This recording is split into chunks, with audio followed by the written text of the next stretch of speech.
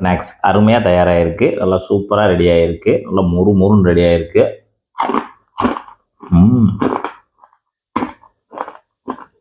வணக்கம். நம்ம டீ கடை கிச்சனில் கோதுமை பூ ஸ்நாக்ஸ் தான் செய்ய போகிறோம். சூப்பரான ஒரு இனிப்பு ஸ்நாக்ஸ் தான். அதுக்கு ஒரு மிக்சிங் பவுல் எடுத்து வச்சுட்டு அதில் வந்து ஒரு 2 கப்பு மாவு, கோதுமை மாவு தான் சலிச்சு எடுத்து வச்சுருக்கோம். இது வந்து ஒரு 300 கிராம் இருக்கும். கப் அளவில் 2 கப்பு மெஷர்மெண்ட்டில். அடுத்து பார்த்தீங்கன்னா ஒரு 100 கிராம் ஜீனி எடுத்து பவுடர் பண்ணி வச்சுருக்கோம். அதையும் நம்ம உள்ளே சேர்த்துக்கலாம். 100 கிராம்னா ஒரு அரை கப்பு ஜீனி எடுத்து நீங்கள் பவுடர் பண்ணிக்கோங்க, சரியாக இருக்கும். தூளுப்பு ஒரு 2 பிஞ்சு சேர்த்துக்கோங்க. ஏலக்காய் தூள் ஒரு 1/4 டீஸ்பூன் சேர்த்துக்கோங்க. ஒரு தடவை நல்லா கலந்து விட்டுருங்க. மாவு நல்லா கலந்தாச்சு. கலந்த பிறகு ஒரு 50 ml தயிர் சேர்த்துக்கோங்க. நல்லா புளிக்காத தயிர் ஒரு 50 ml மட்டும் சேர்த்துக்கோங்க. அடுத்து சன்ஃப்ளவர் ஆயில் ஒரே ஒரு டேபிள் ஸ்பூன் சேர்த்துக்கலாம். இப்போ எண்ணெய் தயிர் மாவோடு சேர்த்து நல்லா பிசைஞ்சு விட்டுறலாம்.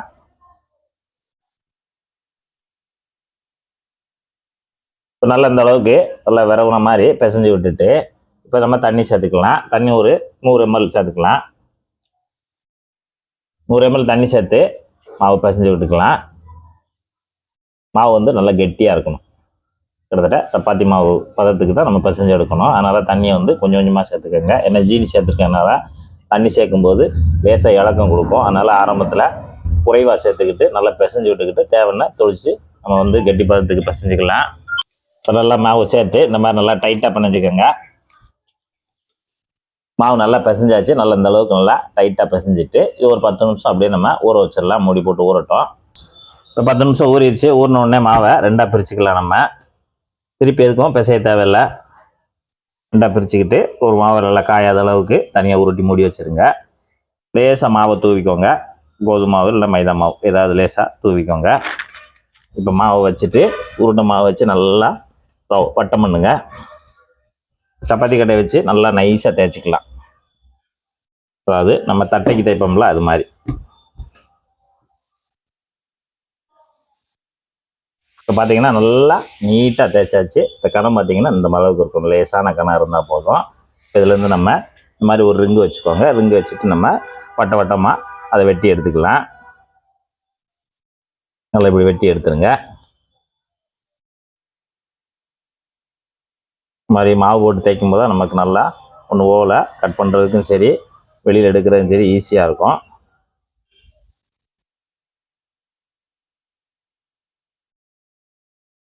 இப்போ நம்ம அப்படியே கட் பண்ணிவிட்டு எடுத்துடலாம். மாதிரி ரவுண்டாக கட் பண்ணி வச்சுட்டோம். நல்லா சூப்பராக வந்துருச்சு. இப்போ வந்து அதுலேருந்து ஒரு பீஸ் எடுத்து அதை அப்படி 2ஆக மடிங்க. 2ஆக மடிச்சுட்டு அந்த மேல் பகுதியை மட்டும் அந்த 2ஆக மடித்த அந்த ஒரு பகுதி நடுப்பகுதியை மட்டும் நல்லா அழுத்தி விடுங்க. ஒட்டுற மாதிரி அழுத்தி விட்டுட்டு இந்த கார்னரு அப்புறம் இந்த கார்னரு எடுத்துட்டு லேசாக இந்த 2 கார்னர் விரலை வச்சு அமைக்கிறோன்னா இந்த அப்படியே அமைக்கி விட்ருங்க. இந்த விரலை வச்சு நல்லா ஒட்டுற மாதிரி அமைக்கி விட்ருங்க. அவ்வளோதான்.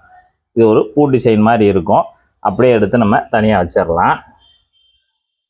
இதே போல் நம்மகிட்ட இருக்கக்கூடிய இந்த வட்டங்கள் எல்லாத்தையுமே அப்படி 2ஆக மடித்து அதை நல்லா அழுத்தி விட்டோம்னா ஒட்டிக்கும். நல்லா ஒட்டிக்கும். ஒட்டினோடனே இந்த கார்னரையும் இந்த கார்னரையும் மட்டும் எடுங்க. எடுத்துட்டு அப்படியே அந்த விரல் பிடிச்சதை அப்படியே அந்த மாவை வச்சு நல்லா இறுக்கி பிடிச்சி விட்ருங்க. நல்லா ஒட்டிக்கும். இந்த மாதிரி ஒரு பூ டிசைன் மாதிரி வரும். இதே போல் மீதி இருக்கிற எல்லாத்தையுமே நீங்கள் செஞ்சு தட்டில் எடுத்து வச்சுக்கலாம். எண்ணெய் வந்து மிதமான சூடில் சரியாக இருக்குது. நம்ம செய்து வச்சுக்கக்கூடிய ஒவ்வொரு அந்த பூ டிசைனையும் எடுத்து எண்ணெயில் சேர்த்துக்கலாம். இந்த மாதிரி லேசாக பபுள்ஸ் வர அளவுக்கு எண்ணெய் சூடு இருந்தால் போதும்.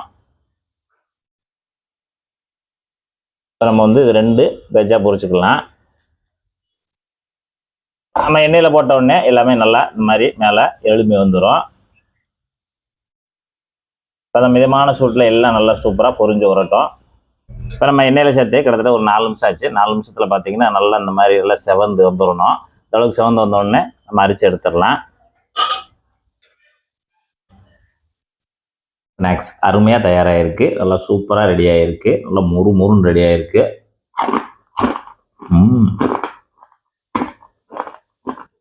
வணக்கம். நம்ம டீ கடை கிச்சனில் கோதுமை பூ ஸ்நாக்ஸ் தான் செய்ய போகிறோம். சூப்பரான ஒரு இனிப்பு ஸ்நாக்ஸ் தான். அதுக்கு ஒரு மிக்சிங் பவுல் எடுத்து வச்சுட்டு அதில் வந்து ஒரு 2 கப்பு மாவு, கோதுமை மாவு தான் சலிச்சு எடுத்து வச்சுருக்கோம்.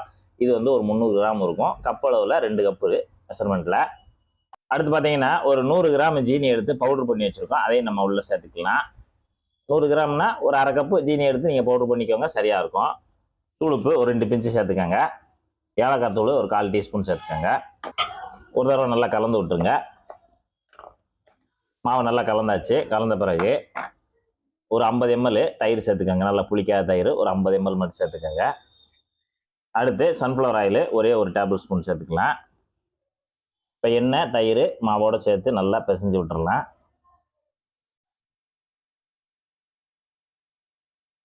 இப்போ நல்லா இந்த அளவுக்கு நல்லா விரவுன மாதிரி பிசைஞ்சு விட்டுட்டு இப்போ நம்ம தண்ணி சேர்த்துக்கலாம். தண்ணி ஒரு 100 ml சேர்த்துக்கலாம். 100 ml தண்ணி சேர்த்து மாவு பிசைஞ்சு விட்டுக்கலாம். மாவு வந்து நல்லா கெட்டியாக இருக்கணும். கிட்டத்தட்ட சப்பாத்தி மாவு பதத்துக்கு தான் நம்ம பிசைஞ்சு எடுக்கணும். அதனால் தண்ணியை வந்து கொஞ்சம் கொஞ்சமாக சேர்த்துக்கோங்க. ஏன்னா ஜீனி சேர்த்துருக்கனால தண்ணி சேர்க்கும்போது லேசாக இலக்கம் கொடுக்கும். அதனால் ஆரம்பத்தில் குறைவாக சேர்த்துக்கிட்டு நல்லா பிசைஞ்சு விட்டுக்கிட்டு தேவைன்னா தொளிச்சு நம்ம வந்து கெட்டி பதத்துக்கு பிசைஞ்சிக்கலாம்.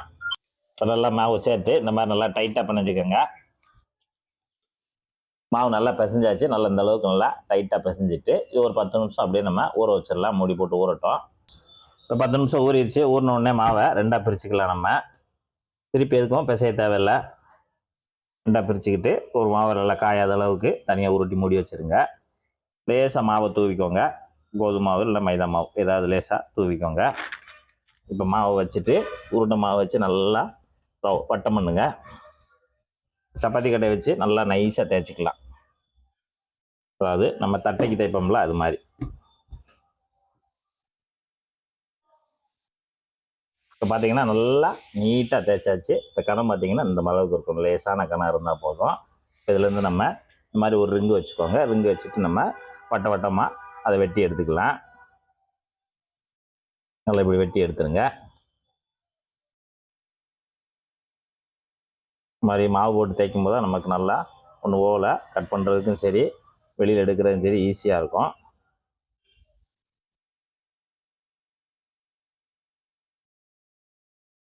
இப்போ நம்ம அப்படியே கட் பண்ணிவிட்டு எடுத்துடலாம். மாதிரி ரவுண்ட் ரவுண்டாக கட் பண்ணி வச்சுட்டா நல்லா சூப்பராக வந்துருச்சு. இப்போ வந்து அதுலேருந்து ஒரு பீஸ் எடுத்து அதை அப்படி ரெண்டாக மடிங்க. ரெண்டாக மடிச்சுட்டு அந்த மேல் பகுதியை மட்டும் அந்த ரெண்டாக மடித்த அந்த ஒரு பகுதி நடுப்பகுதியை மட்டும் நல்லா அழுத்தி விடுங்க. ஒட்டுற மாதிரி அழுத்தி விட்டுட்டு இந்த கார்னரு அப்புறம் இந்த கார்னரு எடுத்துட்டு லேசாக இந்த 2 கார்னர் விரலை வச்சு அமைக்கிறோன்னா இந்த அப்படியே அமைக்கி விட்ருங்க. இந்த விரலை வச்சு நல்லா ஒட்டுற மாதிரி அமைக்கி விட்ருங்க. அவ்வளோதான். இது ஒரு பூ டிசைன் மாதிரி இருக்கும். அப்படியே எடுத்து நம்ம தனியாக வச்சிடலாம். இதே போல் நம்மகிட்ட இருக்கக்கூடிய இந்த வட்டங்கள் எல்லாத்தையுமே அப்படி ரெண்டாக மடித்து அதை நல்லா அழுத்தி விட்டோம்னா ஒட்டிக்கும். நல்லா ஒட்டிக்கும். ஒட்டினோடனே இந்த கார்னரையும் இந்த கார்னரையும் மட்டும் எடுங்க. எடுத்துட்டு அப்படியே அந்த விரல் பிடிச்சதில் அந்த விரல் பிடிச்சதை அப்படியே அந்த மாவை வச்சு நல்லா இறுக்கி பிடிச்சி விட்ருங்க. நல்லா ஒட்டிக்கும். இந்த மாதிரி ஒரு பூ டிசைன் மாதிரி வரும். இதே போல் மீதி இருக்கிற எல்லாத்தையுமே நீங்கள் செஞ்சு தட்டில் எடுத்து வச்சுக்கலாம். எண்ணெய் வந்து மிதமான சூடில் சரியாக இருக்குது. நம்ம செய்து வச்சுக்கக்கூடிய ஒவ்வொரு அந்த பூ டிசைனையும் எடுத்து எண்ணெயில் சேர்த்துக்கலாம். அந்த மாதிரி லேசாக பபுள்ஸ் வர அளவுக்கு எண்ணெய் சூடு இருந்தால் போதும். இப்போ நம்ம வந்து இது 2 பேட்சாக பொரிச்சுக்கலாம். நம்ம எண்ணெயில் போட்ட உடனே எல்லாமே நல்லா இந்த மாதிரி மேலே எழும்பி வந்துடும். இப்போ அந்த மிதமான சூட்டில் எல்லாம் நல்லா சூப்பராக பொரிஞ்சு வரட்டும். இப்போ நம்ம எண்ணெயில் சேர்த்து கிட்டத்தட்ட ஒரு 4 நிமிஷம் ஆச்சு. 4 நிமிஷத்தில் பார்த்தீங்கன்னா நல்லா இந்த மாதிரி எல்லாம் செவந்து வந்துடணும். இந்த அளவுக்கு செவந்து வந்தோடனே நம்ம அரிச்சு எடுத்துடலாம்.